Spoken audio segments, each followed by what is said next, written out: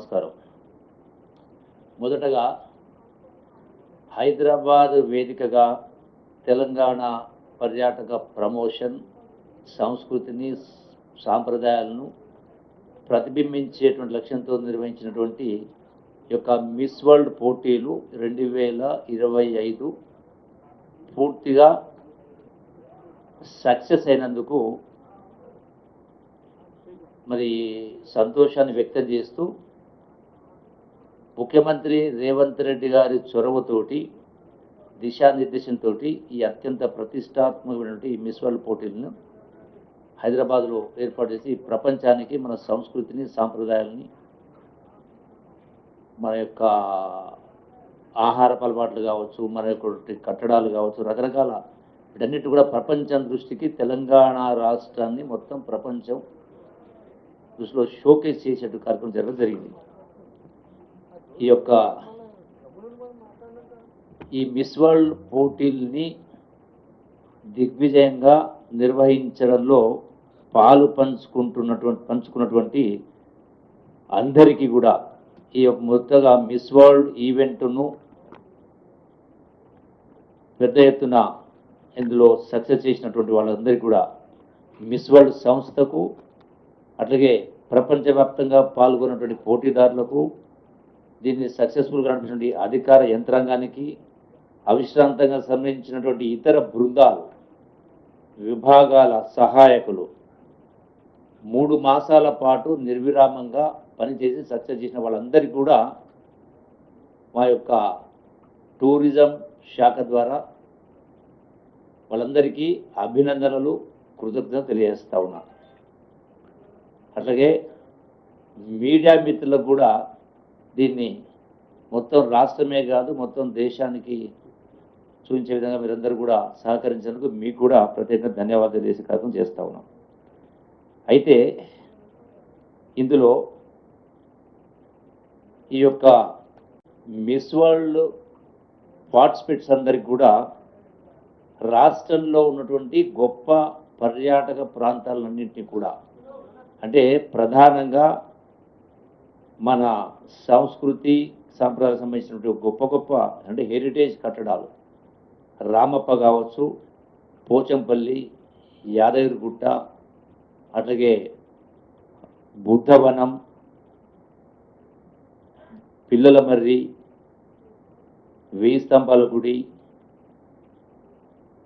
తెలంగాణ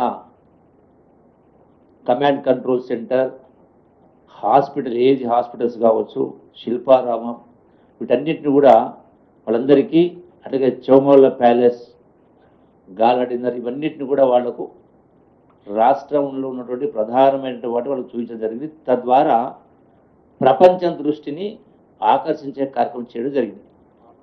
యావత్ ప్రపంచం మొత్తం ఇక్కడికి రావడం జరిగింది. సాధారణంగా ఈ టూరిజం ప్రమోషన్లో భాగంగా టూరిజం డిపార్ట్మెంట్ నుంచి ఇతర దేశాలకు ఎక్కడ ఈవెంట్స్ అవుతూ ఉంటారు, వాళ్ళకి పార్టిసిపేట్ అవుతూ ఉంటారు. ఆ పార్టిసిపేట్ అయిన సందర్భంలో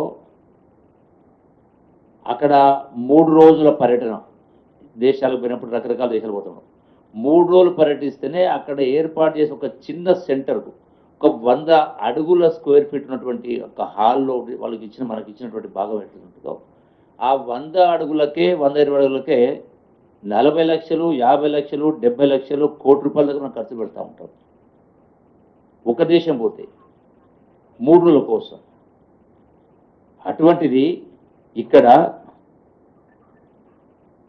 ప్రపంచాన్ని మొత్తం ఇక్కడ రప్పించి సుమారుగా 30 రోజుల పాటు, అంటే 6వ తారీఖు జూన్ నుంచి 31 జూన్ నిన్నటి దాకా, 2 జూన్ దాకా, అంటే ఆల్మోస్ట్ 26-27 రోజుల పైన ప్రపంచంలో ఉన్నటువంటి పార్టిసిపెంట్ మొత్తం ఇక్కడ రప్పించి